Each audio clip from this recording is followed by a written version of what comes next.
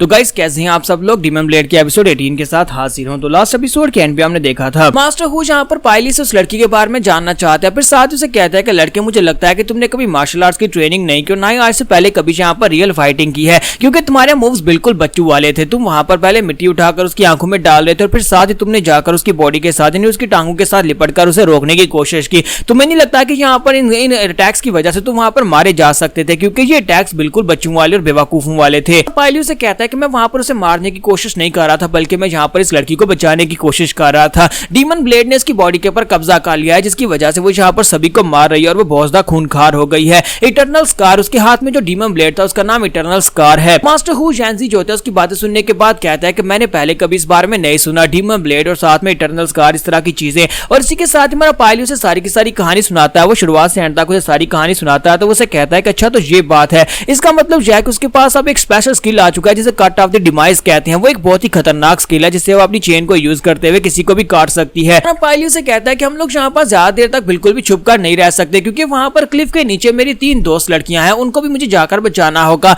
और वो उन तीनों को मारने के लिए वहां पर नीचे उतर सकती है। मुझे जाकर जल्दी से जल्दी उस डीमन ब्लेड को रोकना होगा। साथ ही मुझे लेडी ब्रीव को भी बचाना है जिसके हाथ में इटरनल स्कार है। तो ये बात सुनने के बाद उसे कहता है अच्छा तो उस लड़की का नाम ब्रीव है। पायली से कहता है कि सर हु जैंजी आप तो उसका नाम सुनने के बाद काफी हैरान हुए हैं, क्या आप उस लड़की ब्रीव को जानते हैं? तो वो कहता है नहीं मैं यहाँ पर उसको नहीं जानता। फिर साथ ही उसे कहता है कि तुम्हें पता है कि यहाँ पर मार्शल आर्ट्स की दुनिया में मून वाटर पवेलियन क्योंकि सिर्फ और सिर्फ लड़कियों का पवेलियन है, तो ऐसा कौन सा मर्द होगा जिसे यहाँ पर मून वाटर पवेलियन की लड़कियों के बारे में पता नहीं होगा? सभी लोग वहां पर मून वाटर पवेलियन की लड़कियों के बारे में जानते हैं। मास्टर हु से कहते हैं कि तुमने कहा कि तुम यहाँ पर उस लड़की को बचाना चाहते हो, तो क्या तुम्हारे पास यहाँ पर इसका कोई तरीका है? तुम यहाँ पर उस लड़की को कैसे बचाओगे? डीमन ब्लेड के कंट्रोल से तुम उसे कैसे बाहर निकालोगे? तुम्हारा पायली से कहता है कि अगर हम लोग यहाँ पर डीमन ब्लेड इटरनल स्कार को उसके हाथ से अलग कर देते हैं तो उसके बाद हम लोग यहाँ पर उस लड़की को बचा सकते हैं, क्योंकि फिलहाल के लिए वो एक डिमोनिक पपेट की तरह उस इटरनल स्कार के लिए यूज हो रही है। लेकिन अगर उसके हाथ से इटरनल स्कार निकल जाता है तो उसके बाद हम उसे बचा सकते हैं। मास्टर वी ने मरने से पहले मुझे तरीका बताया था, उसके मुताबिक हम उसकी जान बचा पाएंगे। तो इसी के साथ ही उसे कहता है तो फिर बताओ प्लान क्या है?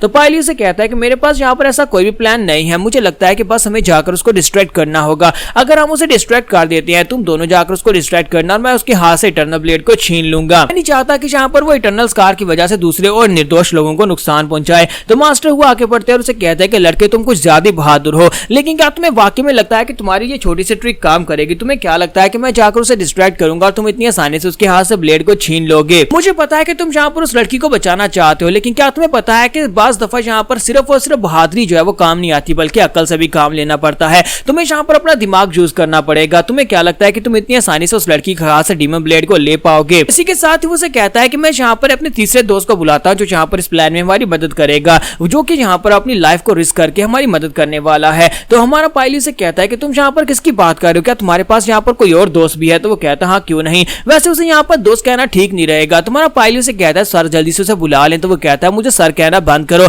हालांकि मैं यहाँ पर वैसे तुमसे काफी ज्यादा बड़ा दिखाई देता हूँ, लेकिन तुम यहाँ पर मुझे अपना बड़ा भाई समझ सकते हो और तुम्हें यहाँ पर मुझे सर कहने की जरूरत नहीं है, सिर्फ और सिर्फ हु कहकर पुकारो। और क्योंकि तुम्हारा नाम यहाँ पर पायली है तो फिर मैं यहाँ पर तुम्हें पाई कह के पुकारूंगा, क्या ठीक रहेगा? तुम्हारा पायली से कहता है हाँ क्यों नहीं सर, हु इतना ही काफी है। इसी के साथ ही मास्टर हु से कहते हैं लो मेरा दोस्त आ गया। और इसी के साथ ही उनका घोड़ा जो होता है वहां पर से निकल कर आता है। तो वो से कहते हैं कि ये देखो ये शैडो हंटर है। मैंने इसे शैडो हंटर का नाम दिया है, लेकिन असल में ये माउंट जीशान के ऊपर रहता है और इसका नाम हॉर्नेस टायरेंट ड्रैगन है। सभी लोग इसे यहाँ पर इसी नाम से पुकारते हैं वहां पर जो लोकल्स रहते हैं, लेकिन आज के बाद से तुम इसे यहाँ पर अपना सेकंड ब्रदर कहोगे। तुम्हारा पायली कहता है क्या मैं यहाँ पर एक घोड़े को अपना सेकंड ब्रदर कहूंगा? और साथ ही वो कहता है कि सेकंड ब्रदर ये तो काफी ज्यादा बड़ा है और सेकंड ब्रदर जो होता है वहां पर जख्मी होता है और साथ ही वो गुस्से के साथ उनकी तरफ देख रहा होता है। तो जब वो उसकी तरफ देख रहा होता है हमारा पायली अपना हाथ आगे बढ़ाता है, उसके माथे के ऊपर लगाता है। दूसरी तरफ दिखाते हैं कि मास्टर हु जो होते हैं अपने पास से वाइन निकालते हैं, उस वाइन को पीते हैं, फिर साथ ही वाइन को थोड़ा सा मुंह में डालकर घोड़े के ऊपर छिड़क देते हैं और उसे कहते हैं कोई बात नहीं, ये तो बस छोटी मोटी चोटें हैं, ये एक मैजिकल घोड़ा है और बहुत ही जल्दी हील हो जाएगा, तुम्हें इसके लिए परेशान होने की जरूरत नहीं है।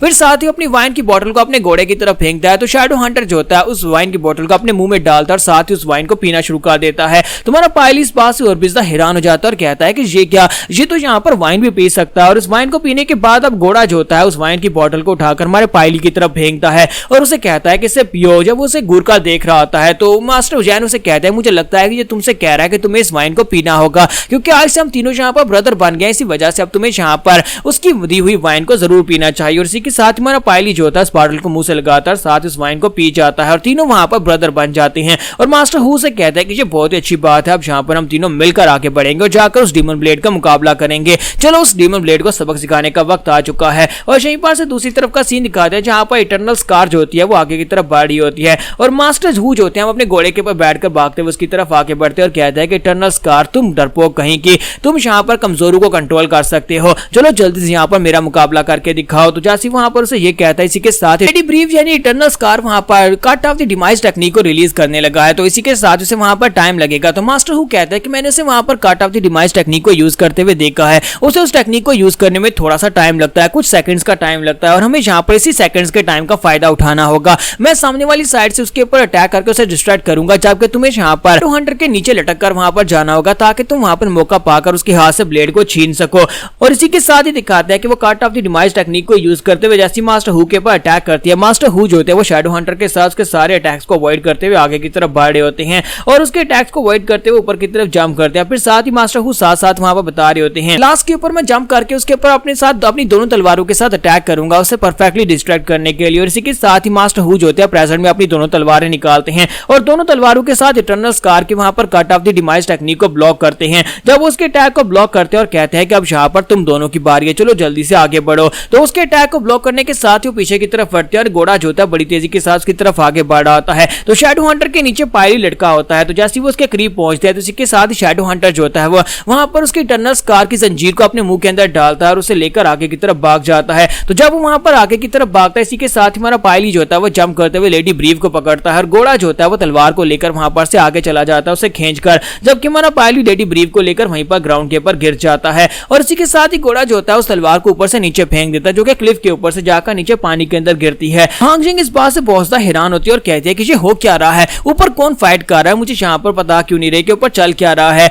और दूसरी तरफ मास्टर हू जो होते हैं अपनी तलवारों की तरफ देखते हैं कि उनकी तलवारों की हालत काफी ज्यादा खराब हो गई होती है, सिर्फ और सिर्फ एक अटैक की वजह से उसके अंदर बहुत सारे क्रैक्स पड़ गए होते हैं। साथ ही वो पायली से पूछते हैं कि पायली कैसा रहा, क्या तुमने यहाँ पर काम कर लिया, क्या मिशन पूरा हुआ। तो कायली कहता है कि हाँ यहाँ पर मिशन पूरा हुआ, लेकिन फिलहाल के लिए लेडी ब्रीव यहाँ पर बेहोश है। तो उसे कहता है कोई बात नहीं, तुमने यहाँ पर कम से कम इसे बचा तो लिया। और वो आगे बढ़ता है, जाकर तीनों ही ब्रदर्स जो होते हैं वहां पर अपने हाथ मिलाते हैं और कहते हैं कि हम लोगों ने कर लिया, हम लोग कामयाब रहे। और साथ ही नीचे से सिस्टर जिंग चलाकर उसे कहते हैं कि वहां पर जश्न मनाना बंद करो, यहाँ पर पहले हमें बाहर निकालो। पायली कहता है कि मुझे लगता है कि तीनों लेडीज को यहाँ पर से निकालने का वक्त आ चुका है, तो क्या तुम यहाँ पर हमारी मदद करोगे। तो वो कहता है हाँ क्यों नहीं, मैं मदद करूंगा। और इसी के साथ ही घोड़ा और साथ में ब्रदर हू वो दोनों रस्सी को पकड़कर ऊपर की तरफ खींचते हैं ताकि उन सभी लड़कियों को ऊपर लाया जा सके। मास्टर वी की डेड बॉडी को भी वहां पर से बाहर लाया जाता है। मास्टर हू उन लोगों से कहते हैं कि अब जबकि हम सभी लोग ऊपर आ गए हैं तो फिर मुझे यहाँ पर एक प्लान बनाने दो। मेरे पास यहाँ पर 3 जख्मी लड़कियां हैं, एक डेड बॉडी है और साथ ही हमारे पास यहाँ पर एक डीमन ब्लेड है डेजुलेटर के नाम से, जो कि आजाद घूम रहा है और किसी वक्त भी हमारे पर आकर अटैक कर सकता है। अगर हमने यहाँ पर इस लड़की के जख्मों को जल्दी से जल्दी ट्रीट नहीं किया, लेडी ब्रीव को जल्दी से ट्रीट नहीं किया, तो फिर लड़की जो है वो हमेशा के लिए पपेट बन जाएगी या फिर मर जाएगी।